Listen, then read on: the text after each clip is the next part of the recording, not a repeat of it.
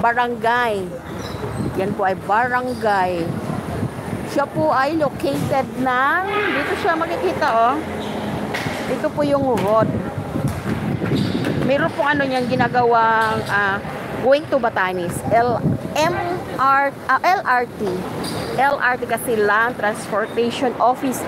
So nakikita nyo yung mga malalaking van, truck van. Ngayon pwede silang magbiyahe mga ganitong oras. 12 to 3. 12 to 3. Yan, pwede sila. Then 3 to 10 ng gabi, 3 p.m. to 10. Hulihan na siya. Maghuhulihan na. Hinuhuli na. Yung ganito talaga ang mga bubong pag nasa ano ka, no? Nasa squatter. Ayan, yan ang mga building na mga extension na sa government yan ng mga bahay-bahay, yung lupa sa NHA, National Housing, 'di ba? Then yung mga building na yan po ay mga sa ano yan, kay Ramos yan, mahaba yan. Thank you ex-President Fidel V. Ramos. Pero wala na si President Ramos, 'di ba? Died na. Anong year ba siya namatay? Nakalimutan ko na rin anong year siya namatay. Ito naman, dito talaga pinanganak ang asawa ko. Dito siya pinanganak. Anong year ba siya? Okay. 1980s. 1980s, dito na sila. Mga magulang niya ay 70s. Dito na rin nakatira. Dito na rin 60s pala si tatay. Dito na siya lumaki. Dito siya naging bata. Naging soltero, dito na siya lahat nagbinatilyo, nag-asawa, nagkaanak. Kaso maaga lang si tatay dahil ang tatay, sino yung sinasabi kong tatay? Tatay siya ng asawa ko. Maaga lang siyang nawala, dati siyang seaman na oiler, yung nagbabiyahe ng mga container. Yun na. Ano kaya? Hagdanan. Naghagdanan pala. Meron pala silang hagdanan. Okay. Ayan, daldal ako ng daldal. Meron palang delivery doon. Meron pa kami inaantay na boat hangin. Yung mamang yun yung sa electrician. Huwag mo na siyang mag-electrician ngayon.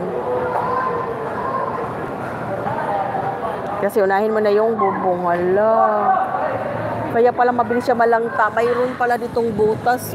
Yung galing sa alulod.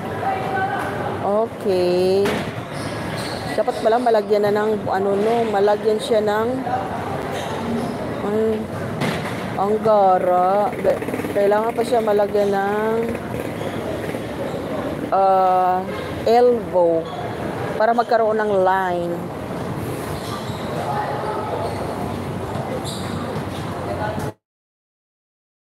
Namin malaki na agad. Diyos ko, grabe ang mahal expenses. Sisingilin daw ako niya ni asawa. Meron akong naipon doon na pera. Arena icon returns. Loy, bakit nag-notify kayo dito? Di naman ako naglalaro. Bakit may mga arena nag-notify sa akin. Buiset. Ayan ang mukha ng tundo. Hindi nawawalan dito ng tao. Kaya sabi ko,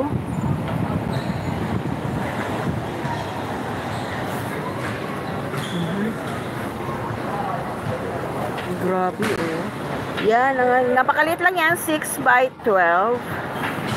6 by 12. Commercial stool. Ganun ang mahal na yan ngayon, guys. Noon, nabili ko lang yan ng hindi ko alam kung kano bili. 75 ata. Mga ganun. Kasi yung kontrata ko, nag-renew ako ng kontrata ko sa the present barangay Captain. Nag-renew ako, kukuhanin ko pa yun. Wala pa. Kasi kailangan makapag-signature lahat ng kagawad na yan ay turn over na sa akin. Then nagbabayad po kami ng tax dyan, guys. Iniwan mo doon, susi? Okay. Mga salapungog na ba ng mga bata na to diya?